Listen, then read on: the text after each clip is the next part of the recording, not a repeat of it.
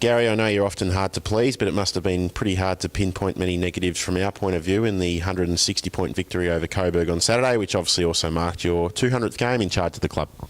Yeah, no, look, it was all pretty positive, Sam, obviously. I thought Coburg came out with lots of energy in the first quarter and picked us off a few times. It was probably some mistakes that were made, but I thought probably 20 minutes into the first quarter we started to step up and exert our, pressure on the game, and we grabbed the momentum and probably started the second for about 5 minutes or so, a bit similar to the start of the first. But from that point on, I certainly think that our contribution was quite significant. Obviously, we really stuck to the course, and I thought it was a really good professional win. And when you win by obviously the way we did, you've certainly got all your 23 contributed in some manner or another. So yeah, really professional, and we're still hopefully riding the momentum that we got from probably halfway through the second quarter against North Ballarat. So all in all, it was a good day, and all I wanted, and I said to Toby, was if we can get a win, I'll be very, very happy. So we got that, and yeah, we move on now to Box Hill.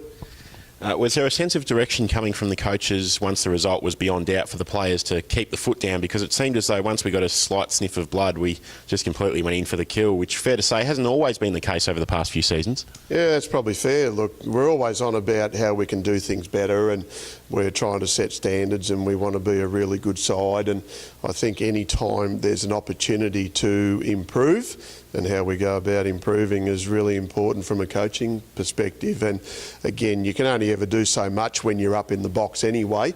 But I thought Toby and Chris and Sam led really well on the weekend, and it's as much about them driving the ship on the ground as I think anybody really.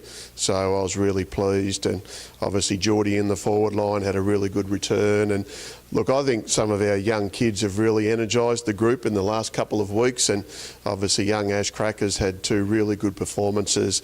Harvey Hooper's been similar, and we just keep trying to look at how we can improve our squad going forward. And even young Timmy Knowles for his first game, that's one of real persistence and perseverance. And then Sam Michael gets an opportunity as a 23rd, and I thought he didn't look out of place. So all in all, again, as I always say, we're just trying to accumulate a squad that goes deep and give the group some sort of flexibility.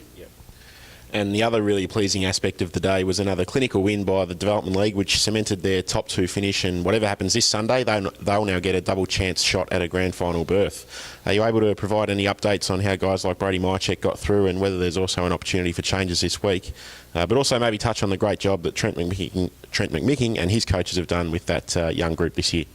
Yeah, well, first and foremost, with selection, Sam, there's always an obligation to try and improve the side. So we'll look at any personnel that we think will help the side continue to go forward. So Brady Mychek got through from all reports pretty much unscathed. Mac Rivette had a really good last 3 quarters, so that was pleasing because Mac's had a couple of months off. I thought Brody Murdoch played really well too. So the performances of those 3 guys certainly come under notice, but I think Jeremy Gleeson certainly had a good few weeks as well as one of the more prominent forwards within the development team. Josh Tynan had a really good game, certainly trying to find your feet when you come back out of senior group type play or environment is sometimes a little bit more difficult, but he had another good game. So really, Lockie Waddell played pretty solidly as well. So it's really going to come down to, injuries and what we want to try and find out about the players, because the development team don't have a game in the last round against Collingwood. So we're obviously also too got that in the back of our mind. And as you said, Trent McMicken's done a wonderful job with the guys that have been available to him. And sometimes it's a thankless task being a development coach, because it's not necessarily that the guys want to be there, but again, we're always on about the standards and the culture of the Port Melbourne Football Club, and of course doing everything that you possibly can for the team. So even someone like Matty Arnott gets another game, and Izzy Conway gets another game. So Tommy Gordon, I thought, had a pretty good game. So there's lots and lots of guys that are going to be putting their hand up going forward. And as I said before, it's about accumulating depth and flexibility and versatility to see if we can have the best 2 teams going forward into the finals. And this Sunday we're off to Box Hill for another big game where we can hopefully lock down a top 4 and double chance position for the senior side as well. But it's also a special day for our skipper Toby Pinwill, who we'll actually hear from later in the week. But do you want to maybe just elaborate on the player and person that he's been for the club during your time here? Oh, look, I can't speak highly enough of Toby. He's a warrior, he's tough, he's courageous, he's all the things that I think a Port Melbourne player epitomises as far as what we know the Port Melbourne Football Club stands for.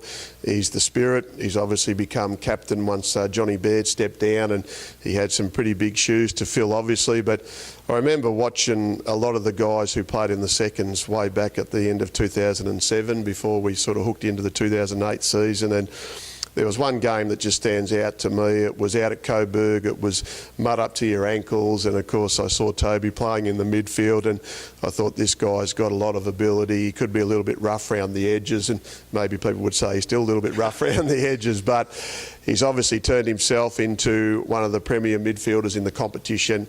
Consistency and longevity is certainly what Toby's been able to provide.